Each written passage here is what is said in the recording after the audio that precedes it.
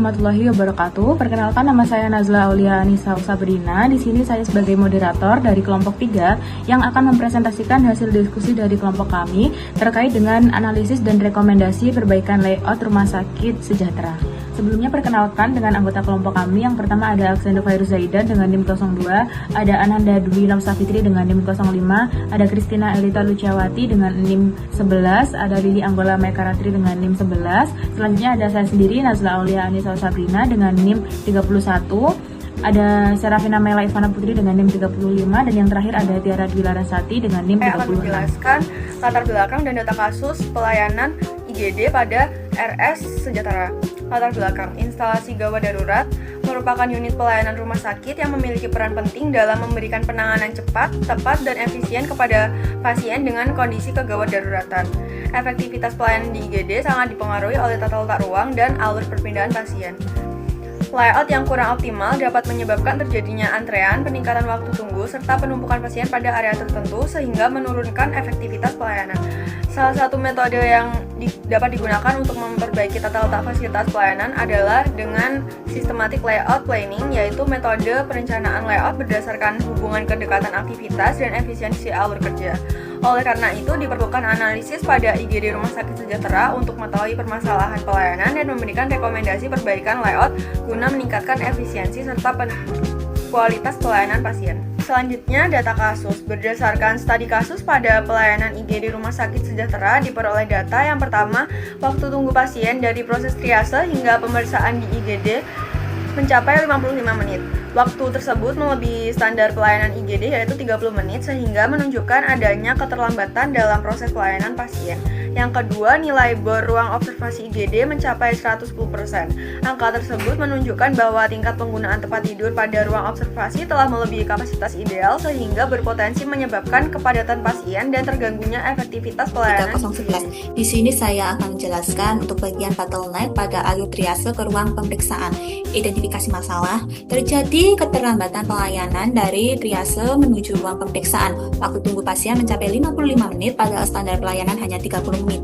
Hal ini menunjukkan adanya penumpukan pasien pada alur pelayanan awal IGD. Penyebab kemungkinan yang terjadi, yang pertama, jumlah ruang pemeriksaan terbatas, yang kedua, jarak antara area triase dan ruang pemeriksaan kurang efisien, yang ketiga, jalur pasien dan petugas saling bertabrakan sehingga menghambat pergerakan.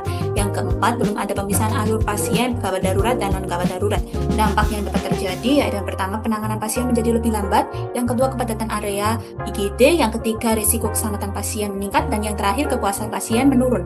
Dasar teorinya yaitu dalam konsep Lean Healthcare, waktu tunggu berlebih termasuk bentuk waste yang harus dieliminasi. Untuk bagian selanjutnya yaitu bottleneck pada ruang observasi IGD, dimulai dari identifikasi masalah. Ruang observasi mencapai 110%, artinya kapasitas tempat tidur melebihi kemampuan ruang yang tersedia. Bor ideal rumah sakit antara 65-85%. Penyebab kemungkinan, yang pertama, pasien terlalu lama berada di ruang observasi, yang kedua, proses pemindahan pasien ke ruang rawat inap berjalan lambat, yang ketiga, jumlah tempat tidur rawat inap masih terbatas, yang keempat, layout ruang observasi tidak efisien. Dan dampak yang dapat terjadi, yang pertama, overcrowding, yang kedua, risiko infeksi meningkat, yang ketiga, mobilitas tenaga kesehatan terganggu, dan yang terakhir, waktu respon pelayanan lebih lambat. Dengan dasar teorinya, efisien tata ruang rumah sakit bertujuan menciptakan alur pelayanan yang cepat, aman, dan nyaman melalui pengaturan ruang yang tepat. Selanjutnya, pada slide ini ditampilkan rekomendasi layout IGD yang telah dirancang menggunakan metode SLP. Desain layout dibuat untuk memperbaiki alur pelayanan serta mengurangi penumpukan pasien di ruang observasi. Pada rancangan ini, beberapa ruangan disusun kembali agar hubungan antar ruang menjadi lebih efektif. Area triase, registrasi, pemeriksaan, dan observasi ditempatkan lebih terorganisir sehingga alur pasien menjadi lebih jelas dan lebih mudah diakses oleh tenaga kesehatan.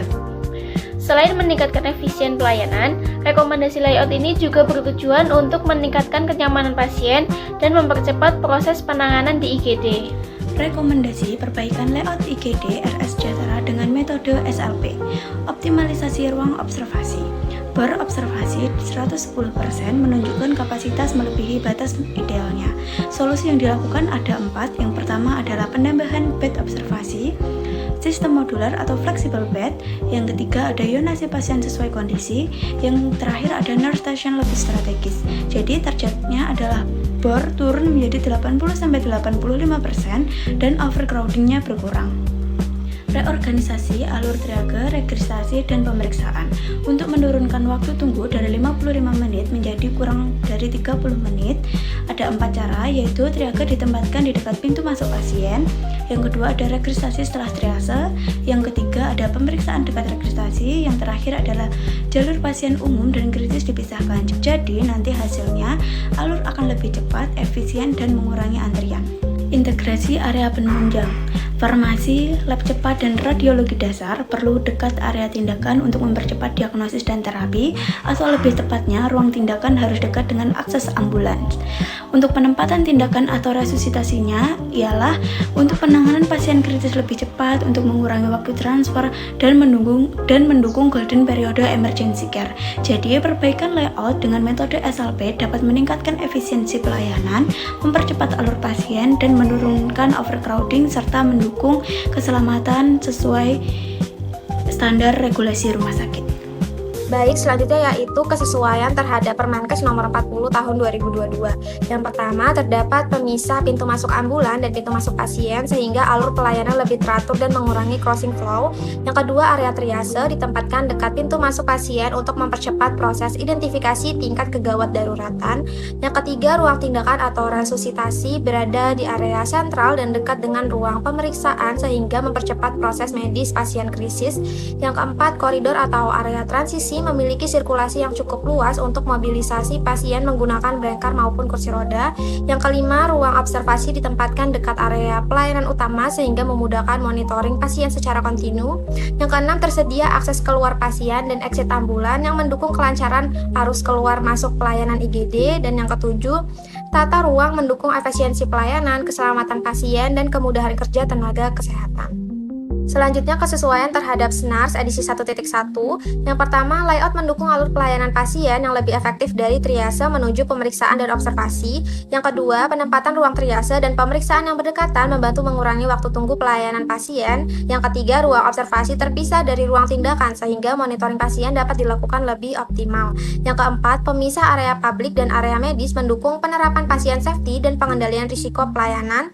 Yang kelima, akses ambulan langsung membantu mempercepat penanganan pasien emergensi sesuai standar pelayanan kegawat daruratan. Yang keenam, koridor yang memandai mendukung keselamatan pasien, petugas, dan proses evakuasi bila terjadi keadaan darurat. Yang ketujuh, layout membantu meningkatkan efisiensi kerja tenaga kesehatan dan kesinambungan pelayanan pasien di IGD. Kesimpulan, berdasarkan analisis menggunakan metode sistematik layout planning atau SLP, tata letak ruang IGD RS Sejahtera dirancang untuk meningkatkan efisiensi dan efektivitas layanan medis. Penempatan area triase yang dekat dengan pintu masuk memudahkan proses penilaian awal pasien secara cepat sejak kedatangan. Sedangkan ruang pemeriksaan dan resusitasi ditempatkan secara strategis agar pasien gawat darurat dapat segera memperoleh tindakan medis tanpa hambatan alur pelayanan. Integrasi antar ruang juga mendukung koordinasi tenaga kesehatan dan mempercepat pengambilan keputusan selama proses pelayanan berlangsung. Selain itu, akses ambulan yang terhubung langsung dengan area tindakan menjadi faktor penting dalam mempercepat penanganan pasien darurat. Koridor dan area transisi dirancang sesuai standar sirkulasi untuk memperlancar mobilitas pasien, petugas, dan peralatan medis. Selanjutnya, layout rekomendasi yang dihasilkan mampu mengatasi hambatan pelayanan pada ruang observasi, serta mengurangi ketidakefisienan jarak menuju layanan. Penataan ulang ruang juga membantu mengurangi waktu tunggu pasien melalui penambahan kapasitas pada area tertentu. Dengan penerapan metode SLP, rumah sakit dapat meningkatkan mutu pelayanan, efektivitas kerja pada tenaga kesehatan, serta menciptakan lingkungan IGD yang lebih aman, sistematis, dan responsif terhadap kebutuhan pasien. Sekian presentasi dari kelompok 3. Apabila ada kesalahan dalam pemaparan materi ataupun kata, saya perwakilan kelompok memohon maaf yang sebesar-besarnya. Saya ucapkan terima kasih. Wassalamualaikum warahmatullahi wabarakatuh. Pada video ini, kami akan menampilkan proses pembuatan rekomendasi perbaikan layout IGD Rumah Sakit Sejahtera menggunakan aplikasi AutoCAD dengan metode Systematic Layout Planning atau SLP. Perancangan ini dilakukan sebagai solusi terhadap permasalahan bottleneck pada ruang observasi IGD yang menyebabkan terjadinya penumpukan pasien dan kurang optimalnya alur pelayanan. Melalui desain layout ini, diharapkan tata ruang IGD menjadi lebih efektif, efisien, dan mampu meningkatkan kualitas pelayanan di rumah sakit. Langkah pertama dimulai dengan membuat kerangka dasar bangunan. Pada tahap ini digunakan beberapa tools dasar pada AutoCAD untuk membentuk garis dan area ruangan. Kerangka awal ini sangat penting karena menjadi dasar dalam menentukan pembagian tata ruang selanjutnya. Setelah kerangka utama selesai dibuat, tahap berikutnya adalah menentukan ukuran serta pembagian masing-masing ruangan. Setiap area disesuaikan dengan fungsi pelayanan di IGD, seperti ruang tindakan, ruang tunggu, dan area administrasi. Penyesuaian ukuran dilakukan agar ruangan dapat digunakan secara optimal dan tetap nyaman saat proses pelayanan berlangsung. Pada bagian ini, mulai dilakukan pembuatan dinding dan sekat antar ruangan menggunakan fitur pada AutoCAD. Proses ini bertujuan agar bentuk ruang terlihat lebih jelas dan terstruktur. Selain memperjelas pembagian ruangan, tahap ini juga membantu menciptakan alur pelayanan yang lebih efisien. Selanjutnya dilakukan penambahan pintu dan jalur akses pada beberapa area ruangan. Jalur akses ini dirancang untuk mempermudah mobilitas pasien, tenaga kesehatan, maupun peralatan medis. Penempatan akses yang tepat sangat penting agar pelayanan di IGD dapat berjalan lebih lancar, terutama dalam kondisi darurat. Pada tahap ini, desain layout mulai disusun secara keseluruhan. Posisi ruangan disesuaikan kembali agar terlihat lebih rapi, teratur, dan sesuai dengan kebutuhan pelayanan rumah sakit. Penyempurnaan layout dilakukan untuk memastikan setiap ruangan dapat dimanfaatkan secara maksimal tanpa menghambat aktivitas pelayanan. Berikut ini merupakan hasil akhir dari desain layout IGD yang telah dibuat menggunakan AutoCAD.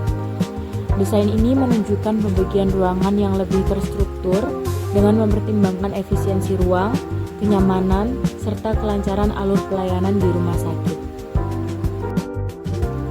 Dari proses perancangan yang telah dilakukan, dapat disimpulkan bahwa penggunaan AutoCAD sangat membantu dalam membuat desain tata ruang rumah sakit secara lebih detail dan sistematis. Dengan perencanaan layout yang baik, diharapkan pelayanan di instalasi gawat darurat dapat berjalan lebih efektif, nyaman, dan mendukung kualitas pelayanan kesehatan secara keseluruhan.